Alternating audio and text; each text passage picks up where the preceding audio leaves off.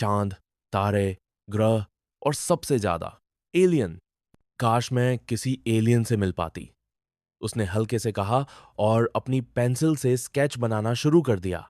तभी आसमान में अचानक कुछ चमका, एक नीली रोशनी जो तेजी से जमीन की ओर बढ़ी और फूं की आवाज के साथ मुनिया की स्केचबुक के पास आकर गिरी। वह चौंकी।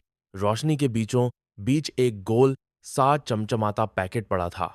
कांपते हाथों से मुनिया ने उसे छुआ। जैसे ही उसकी उंगलियां उस पैकेट को लगीं, हवा में एक होलोग्राम उभरा, एक छोटा सा नीला एलियन। उसकी बड़ी बड़ी आंखें थीं, सिर पर दो चमकते एंटीना और उसके हाथ हवा में इशारे कर रहे थे, जैसे कह रहा हो, डरो मत, ये तुम्हारे लिए है। एलियन ने एक बार सिर झुकाया, फिर होलोग्राम धीरे धीरे गायब हो गया। मुनिया ने धीरे से पैकेट खोला। उसमें एक अजीब सी चमकती हुई कलम जैसी डिवाइस थी। वो उसे उठाती है और स्केचबुक पर फिर से चांद बनाना शुरू करती है। लेकिन जैसे ही उसका चांद पूरा होता है, कुछ जादू हो जाता है।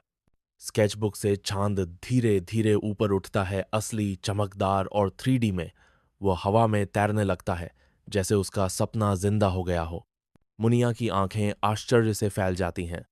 वह जल्दी जल्दी दूसरी चीजें बनाती है, तारे, एक छोटा सा रॉकेट और एक रोबोट, और सब असली हो जाते हैं। उसकी कल्पना अब हकीकत बन चुकी थी।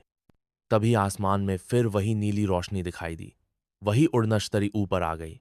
एलियन एक बार फिर होलोग्राम में प्रकट हुआ। इस बार उसने मुनिया को सलाम किया और हवा में एक शब्द चमका, धन्यवाद।